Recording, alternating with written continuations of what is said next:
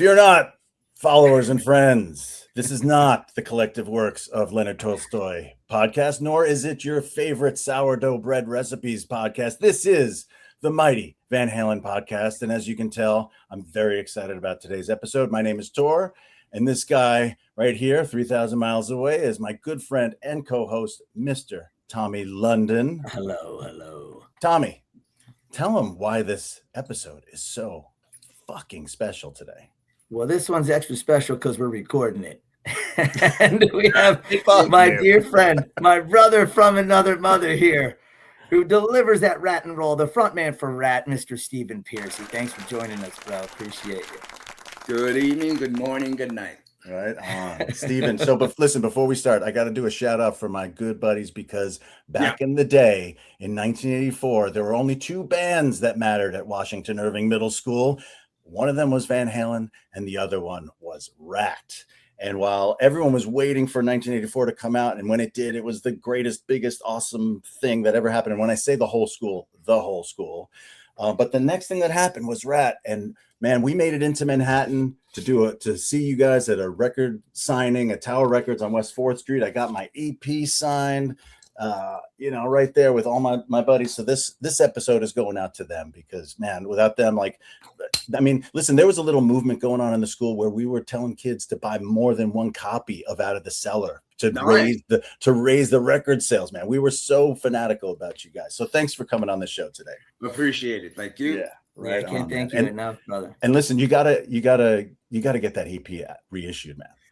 Yes. That first thing, got to get it out there. As I discussed, there's only a couple owners, and I intend to get it out as soon as possible. I've been yapping about it, but bear with me.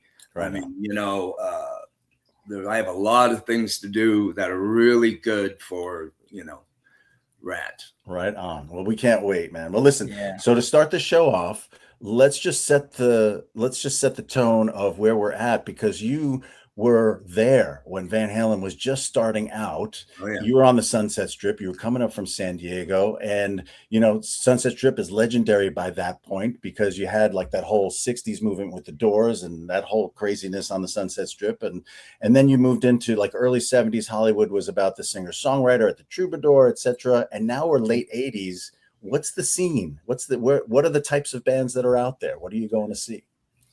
Wow, the scene in the late 70s? Yeah. It was like, when I'd go up there, starting around 78, I got serious about seeing bands, and it was cool. There was Quiet Riot, there was Van Halen, there was Snow, a band called Orange. You had Go-Go's, you had everybody out there trying to still break, Yeah, that must have been one hell of a scene, man. That's pretty cool. Yeah. That's amazing. I mean, literally, Plimsolls right next to it, Van Halen, Starwood. Yeah. When did Van Halen first get on your radar? Around 78, a friend of mine kept trying to get me to see, he's raving about this guitar player. You got to see this guitar player. The band's called Van Halen, and they're playing Gazzarri's. I'd say, okay, I try to make it. Didn't make it. Again, he's going, they're playing again. Gazzarri's go, you got to see him. I'm like, yeah, okay. All right, well, since that, he calls me again, and he's going, hey, now they're at the Whiskey. They're getting, big, whatever, locally. You got to see them. And that's when I made my move. I went, I'm going to go up there by myself and fucking meet them and see what's up.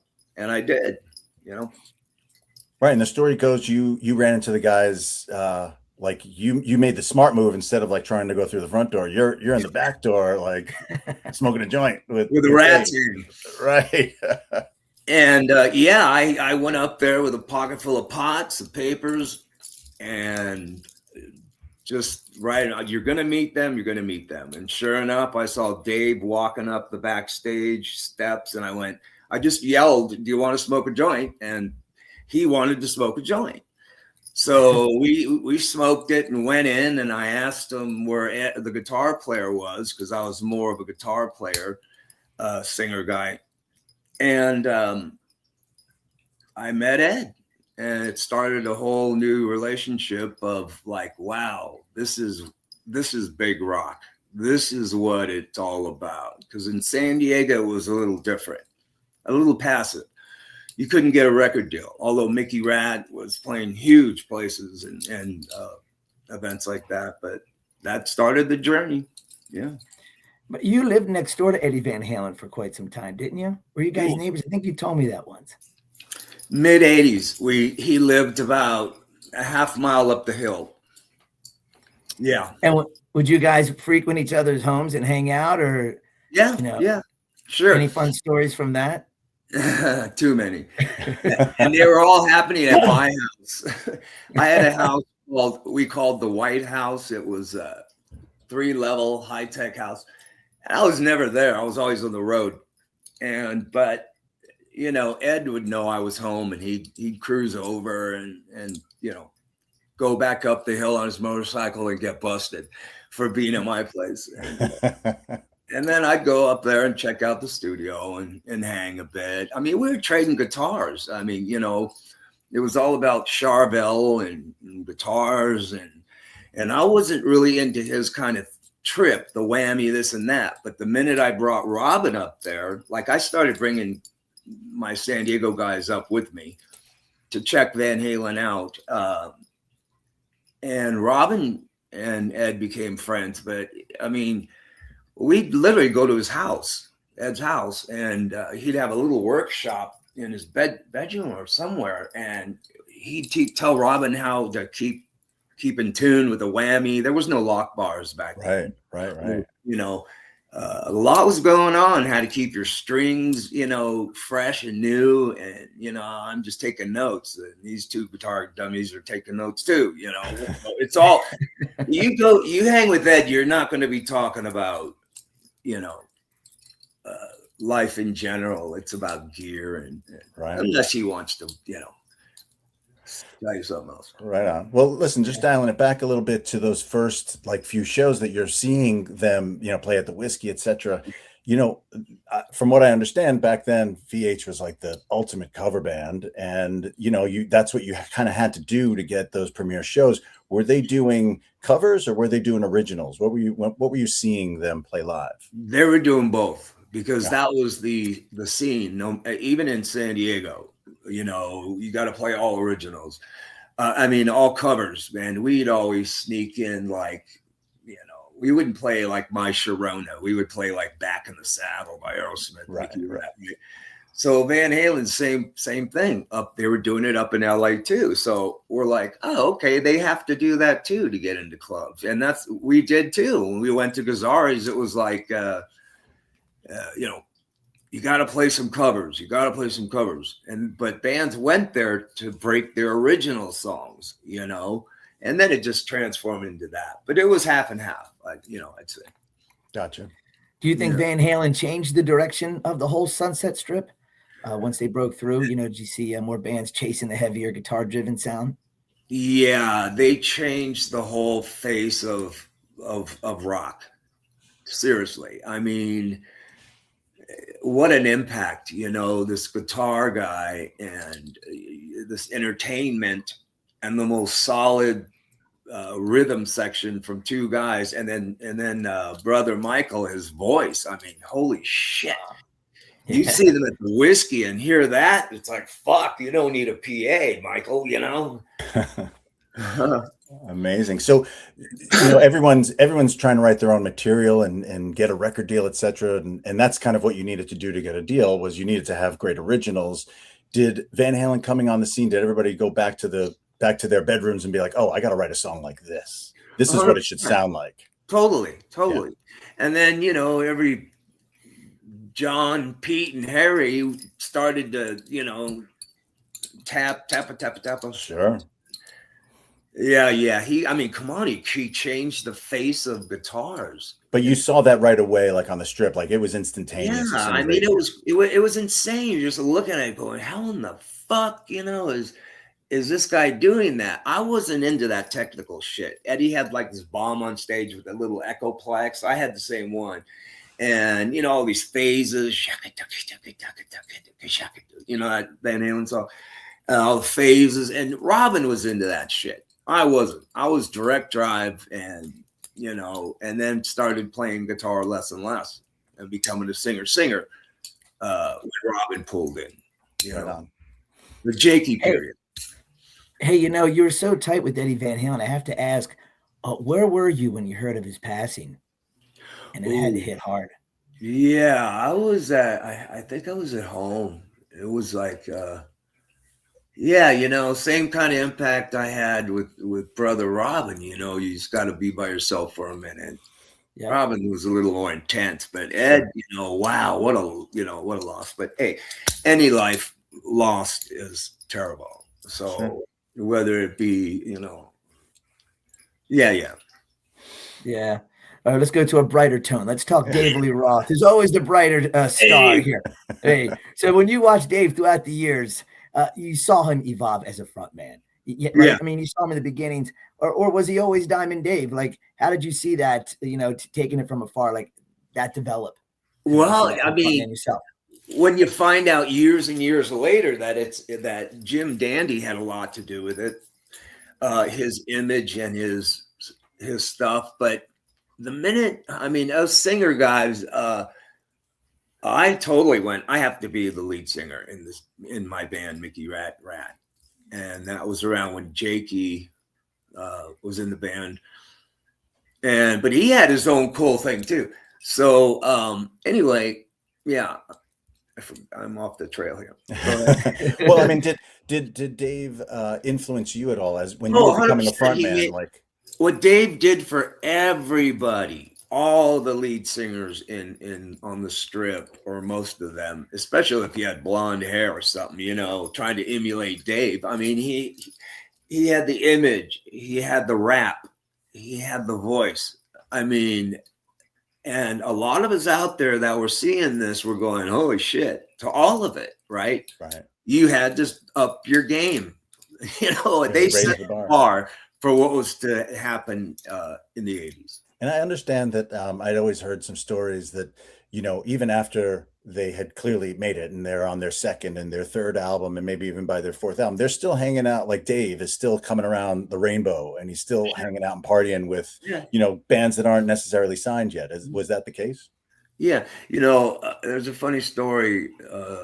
This friend of mine told me that the Rainbow has a kitchen, right? The Rainbow Bar and Grill. I'll be doing that jam, by the way. But they have a back kind of kitchen area where people, in two bathrooms where crazy shit happens, but they have a couple tables, right? So really late one time, it's me, David Lee Roth, and Ozzy, and we're sitting together, right? And everybody's kind of who's watching each one of us are kind of hanging out, right? And you'd think we would be, back there getting all fucked up and high and drinking. And we were talking about fucking clothes. We're talking about stage lead singers. I'm sitting here going, Jesus Christ. I'm with Ozzy and Dave talking about clothes. Not girls, not drugs, not. Well, it's always about the fashion. Rat's always been about the fashion. Of course. You guys, yeah. I mean, and I think Tor, we were talking about this before about yeah. I mean, listen, you guys had, like, as a fan and going through the magazines at that time and really only seeing you guys through like the likes of Circus and Hit Parade and all that stuff. Yeah. I always noticed that you, Ratt and Dave especially had that mauled by a bear look, right? Where like your layered spandex were cut up and your t-shirts were cut up and everything. Like, who did that first? Like, where did that come from? Put it this way, I wouldn't want to be responsible for that trend, but I think we kind of are, because the only way to do what we were doing, and that was my influence from Adam Ant or Duran Duran or Van Halen too. You had to have your own kind of look, your own kind of image. So we couldn't afford clothes. So we, get clothes at these shops, secondhand shops, and started making making us look ratty. Sure, sure. Well, that makes a lot of sense, right? Because then you're taking something that you could afford, right? You guys didn't have any money, no deal or anything, so you're cutting it up and you're ripping it up and you're working with what you got and creating a whole new thing. I never thought of it that way, but yeah, dude, that totally. But to us as the fans watching you guys, like that was the coolest look. We were all doing that back home, like my little 12-year-old band in the backyard. We were ripping up our t-shirts and tying them to our wrists and doing the same thing. I had a spray painted "Eat Me" t-shirt, like that, I would, we were, all the girls were trying to look like Madonna, but all the guys are trying to grow their hair over one eye like Stephen Pearcy, like that was the way. Well, I probably stole that from somebody too. It was just an accident one day, and I went, "Hey, my hair sounds great," Hey, but speaking of Madonna, even she was copping the Ratt style there a bit. You know what I mean? She was wearing the torn up shirts, ripped up stuff. Right? And another thing I learned also is, you got to kind of step it up each. You can't carry that on. Right. It would be bitching if a band would do that. Like I'd love to see Motley in their '84 gear right now. Sure. Yeah. Right. I'd go do that Ratt thing, and it's just for kicks, That'd be awesome. There's a lot of photos of you backstage at Van Halen shows over the years. I remember seeing quite a few in like Metal Edge and Hit Parader magazine, things like that. And about how many times do you think you've seen Van Halen live? And do they surprise you at every show? Many times. Yeah, and they're always different, and that's what I loved about them also, because the same to say about Zeppelin, they were different every night, and so that's like me too. I'd like to, ebb and flow, but wow, I'm telling you, those guys, even seeing them at the Uz Festival, and a small place, they're the exact same band. Wow. Exactly. So the Uz Festival. So you guys, you were at the Uz Festival. That's amazing because everyone was playing that. But you guys, your album hadn't hit yet, right? But you guys were probably recording at the time. You're probably recording. We were probably, if it was late '83, we were recording Cellar, I think. Right. So on the brink. But tell us a little bit about the Uz Festival. What was it like being there? Because we haven't really spoken to anybody who's actually there. Wow. Well, it was. First of all, it was fucking insane, and the bands that were playing there were crazy. Quiet Riot, Motley. It broke Motley and Quiet Riot, obviously. But Van Halen had the show, as and people say, "Oh, he was all fucked up." He was. Well, I don't know, maybe, but who cares? It was just a big party. Robin and I were their guests, or Motley, somebody's, and we had to go into a tunnel, bend down and crawl to go to the sound booth in the middle of the audience. And I'm telling you, look around going, we could be squashed in a second, Sure. Well, 100,000 metalheads, like, oh my God, that's going rabid for all their favorite bands. And then the best part is we get back there, show's over, Van Halen party, and we don't remember. So that's the best part that you don't remember, right? It's been a good day that week, That's amazing.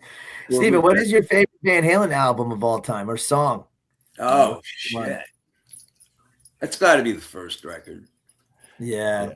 I mean, I'm on fire. Sure. Oh yeah, first record. Yeah. Yeah. I mean, and who, I think that first record, anybody who's considers themselves a fan, that's your default is the first record. It's just revolutionary. It's almost as if it doesn't count because it's so fucking great.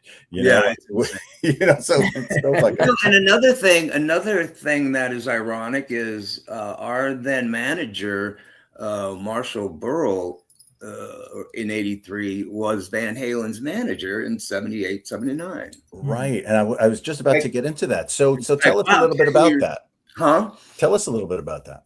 Well, I think it had to do with somebody at the Whiskey, a gal who booked bands, and Marshall was looking at some bands, to manage, and she said, "There's this really great band that plays here now called Ratt. You should check them out." He did, and That's where that EP came from. Interesting. Already started. You guys need an EP now. You need something out there now. Right. And that put me and Robin together, and we wrote You Think You're Tough. Right. And so would Marshall often, like when in management, when he'd be trying to manage you guys, did he ever harken back to like, well, when I was with Van Halen, like this is how we do it, or oh yeah. You learn new words like Krell. You know, yeah, you learn these secret words. That's about it. Right on. Well, hey, as a frontman yourself, what was your reaction when Dave Lee Roth and left the band and Sammy Hagar came in? It's like a new beginning of sorts. Well, shit happens, you know. Yeah. I'm good friends with brother Sammy. He's amazing, and even today. But Dave created that whole image, that whole big rock thing. I mean, I heard something where Alex was even talking about it. It was Dave's trip, you know, this big rock show. Yeah. Well, you know. But you guys, you guys must have crossed paths on the road from time to time. You'd be on the road at the same time. Did you ever find yourself in the same town and find a party in the middle of nowhere? Here, let me tell you something. I was hassling Ed day one. Let my band play with you. Let my band play with you. When we were a club band, you know, probably late Mickey Ratt, Jakey Lee period, probably, and or maybe when it was the Ratt guys, EP era. And let me play. No. So we eventually got to play with Van Halen. It was amazing. Oh, when was that? Where did that happen? It was at this festival a few years back. And it was great. Hung out with them and everything. It was like, holy shit, it finally happened. We got to play with fucking Van Halen. I think I saw some photos online with you and Ed kind of like arms around each other. Right. Oh, amazing. Do you remember anybody else who was on that bill? That sounds like an incredible. No, I don't. All I remember is I was just enthused and fanatic. Sure. He plays with Van Halen. My dream came true. Hey, Stephen, you shared a story with me once, and I got to bring it up here. When I spoke to you in an interview about when Eddie lived next door to you or close to you, and there's something where he would bring his vodka and put it in your freezer. Wasn't there something like that? What was that story? Well, that's why he lived uphill from me, right? So he'd take his motorcycle, rarely a car, and we'd hang out. And he would just want to stop by and hang out, and it was great, whether I was home or not, right? And I mean, my house was open to him, right? He'd just come down the hill. The problem is when he went back up and Valerie heard him coming up, he'd get into trouble. But anyway, he used to come over and like I say, when I wasn't on the road and I'd have somebody watching my place and they're on the phone going, fucking Eddie Van Halen knocking on the door. I'm like, well, let the fucking guy in, you know? It's Ed Van Halen. You just want something out of the fridge and then, ask him if he needs anything else. It was funny. Ed Van Halen. Listen, some people's neighbors borrow a cup of sugar. Like Ed Van Halen comes over looking for some vodka. Or Krell. Or some Krell, right? A cup of sugar, cup of Krell, whatever, What's your best Dave Lee Roth story? Do you have one? I mean, besides hanging out and talking clothes my favorite David Lee Roth stories are just meeting him. That whole trip right there is just, to this day, it blows my mind, I was just brazen enough to go, I'm going to check out the new thing. Yeah. But Dave, I mean, he's out there now and I hope he's okay because, Sammy's putting the word out there that, feeling for the guy. So hopefully he's okay. I think he's still doing shows. He's got a few shows still booked, right? Yeah. He had to cancel the tour. Nothing was officially announced as to why he canceled the tour. I know the Sturgis show is still happening, so I don't know if it's necessarily health or whatever, but if it is, of course, we all wish Dave the best. And hope of course. Sure. And you know what? I gotta say something. I'm gonna clear the air here because it's kind of annoying.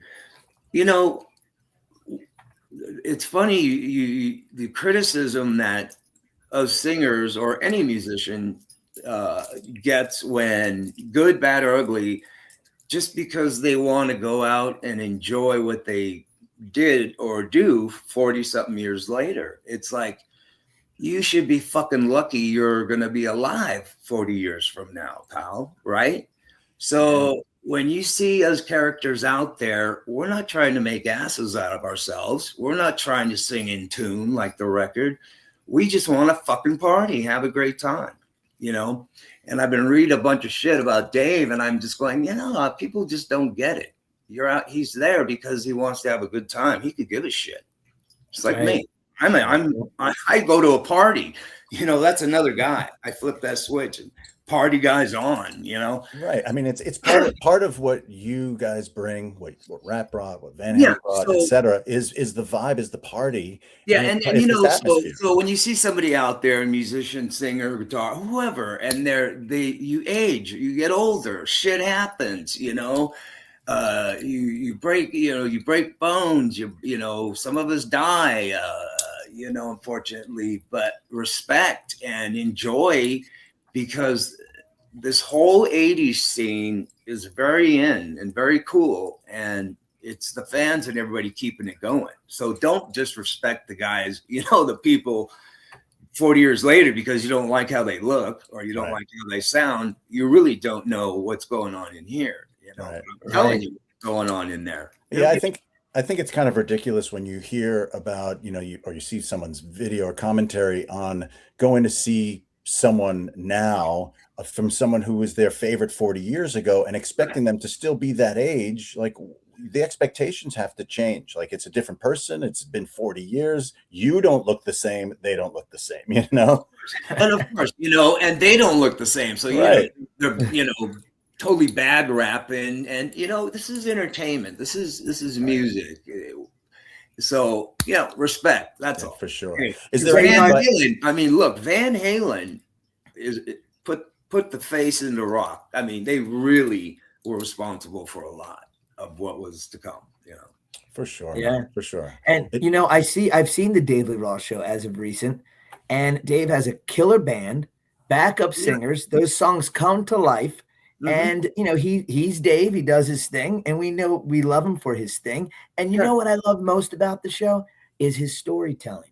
I love when he shares the Van Halen stories between the songs, and it's an entertaining show. If you're going there expecting Daily Roth to be this high range singer, you all know that's what we're not going to get. Yeah, and that's okay. Yeah, do you want to hear that? You want to hear it the way it was 40 years ago? Play the record, right? Or go look at a video. Yeah. Yeah. Stephen, do you have any advice for anybody coming up right now? The younger guys that are playing actual, rock music and are doing it. Any advice for those guys? Yeah. If you created it, own it. And, I really wouldn't put too much stakes in the, it's a whole nother business now. I mean, if you even call it that, right? Artists aren't getting paid from zeros and all these things. And I don't even get into it, the politics. I just have a way of working around things. Sure. My advice to new musicians, and I talk to quite a few, is keep doing what you're doing until you feel, hey, do what you do. Right. You might be successful. You never know. It could be this guy over here working his ass off, doesn't make it. It could be the other guy over here who does nothing and makes it. Right. Oh, no. That's crazy. Yeah. All right. Well, listen, lastly, before we let you go, yes. Is there anything that you would change about your career that you've done? Would you have zigged when you zagged? Is there anything you would change about your career in rock and roll? 100%. And it wouldn't take long, but it would take too long. I mean, yeah, right. I am very comfortable where we're at. I love my meet and greets. I spend time with our friends, fans, and the stories I love. It's crazy. That's you really find out the sincerity of fans and how much your music means or meant. Yeah. And that's a good thing. And so we're good. We're out playing. I'm out doing some shows, and we're trying to put my new record, The Dog Mob, to bed. and so we can let it off its leash in the fall. Nice. So we're in mixed mode, and that's what's coming up, and more news at 11. Fantastic. I can't wait to hear it, man. And thank you so much for being here with us, Stephen. Really appreciate you taking the time. Hey, Yeah. thank you. And the mighty Van Halen. Yes. Right on. All right, everybody. Well, listen, thanks for tuning in for this very special episode. If you want to follow us on Instagram, you can follow us at mighty_vh_podcast. Tommy, tell them where they can email us. Write us an email, the mightyvhpodcast@gmail.com. Yeah, well, go to the official StephenPearcy.com. There we go. That's where you get all the info on Steve Right on the road and otherwise. And thanks again. And we leave you with this. Happy trails. Happy trails. Thank you.